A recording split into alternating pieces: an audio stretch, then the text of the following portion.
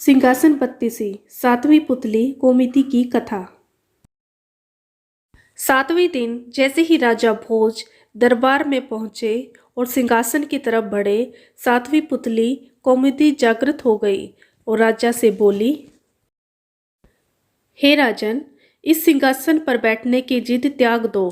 इस सिंहासन पर वही बैठ सकता है जो राजा विक्रमादित्य की तरह गुणवान हो। अगर तुम में उनकी तरह एक भी गुण हो तो अवश्य ही इस सिंहासन पर बैठना। सुनो, मैं तुम्हें परम प्रतापी वीर विक्रमादित्य की कथा सुनाती हूँ। एक दिन राजा विक्रमादित्य अपने शयन कक्ष में सो रहे थे। अचानक उनकी नींद करुण क्रंदन से टूट गई। उन्होंने ध्यान लगा के सुना तो रोने की आवाज नदी की तरफ से आ रही थी और कोई स्त्री रोए जा रही थी। विक्रम की समझ में नहीं आया कि कौन सा दुख उसके राज्य में किसी स्त्री को इतनी रात गए बिलक बिलक कर रोने को विवश कर रहा है। उन्होंने तुरंत राज परिधान पहना और कमर में तलवार लटकाकर आवाज की दिशा में चल पड़े।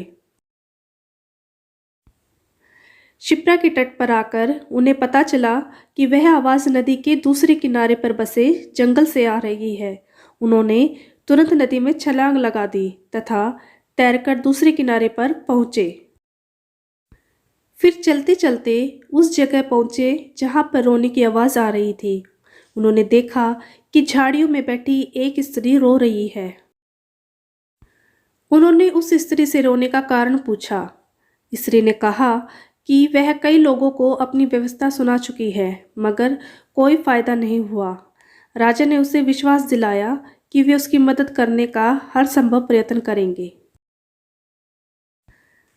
तब स्त्री ने बताया कि वह एक चोर की पत्नी है और पकड़े जाने पर नगर कोतवाल ने उसे वृक्ष पर उल्टा टंगवा दिया।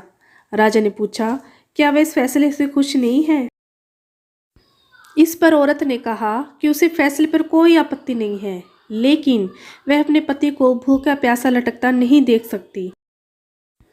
चूंकि न्याय में इस बात की चर्चा नहीं है कि वह भूखा प्यासा रहे, इसलिए वह उसे भोजन तथा पानी देना चाहती है। विक्रम ने पूछा कि अब तक उसने ऐसा किया क्यों नहीं।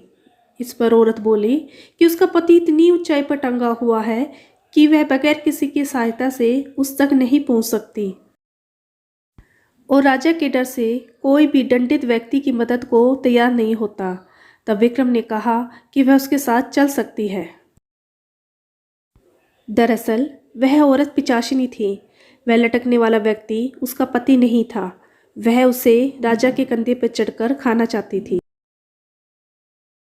जब विक्रम उस पेड़ के पास आए तो वह उस व्यक्ति को चट कर गई। तृप्त होकर विक्रम को उसने मनचाही चीज मांगने को कहा। विक्रम ने कहा वह अन्नपूर्णा का पात्र प्रदान करे जिससे उसकी प्रजा कभी भूखी नहीं रहे।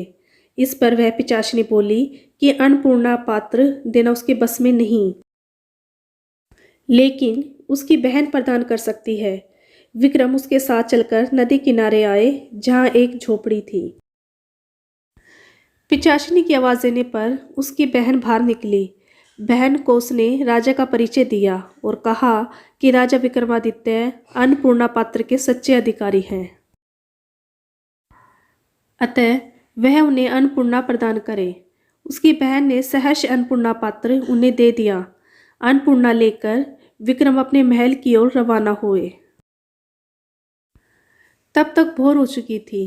रास्ते में एक ब्राह्मण मिला। उसने राजा से भिक्षा में भोजन मांगा। विक्रम ने अन्नपूर्णा पात्र से कहा कि ब्राह्मण को पेट भर भोजन कराए। सचमुच तरह तरह के व्यंजन ब्राह्मण के सामने आ गए। जब ब्राह्मण ने पेट भर खाना खा लिया तो राजा ने उसे दक्षिणा देना चाहा। ब्राह्मण अपनी आंखों से अन्नपूर्णा का पात्र का चमत्कार देख चुका था, इसलिए उन्होंने कहा, अगर आप दक्षिणा देना चाहते हैं तो मुझे दक्षिणा स्वरूप यह पात्र दे दे, ताकि मुझे किसी के सामने भोजन के लिए हाथ नहीं फैलाना पड़े। विक्रम ने बेहिचक उसी क्षण उसे वह पात्र दे दिया। ब्राह्मण राजा को आशीर्वाद देकर चला गया और वे अपने महल लौट गए। कौमुदी बोली, बताओ राजन, क्या तुम ऐसा कर पाते अगर राजा विक्रम की जगह होते? इतना कहकर कौमुदी पुनः सिंहासन में जाकर जड़वत हो गई। राजा भोज विचारों में खो गए और सिंहासन पर बैठने का अन्य उपाय खोजने लगे। तो दोस्तों, आज की कहानी यहीं समाप्त होती है। मिलते हैं अगली कहानी में। नमस्कार।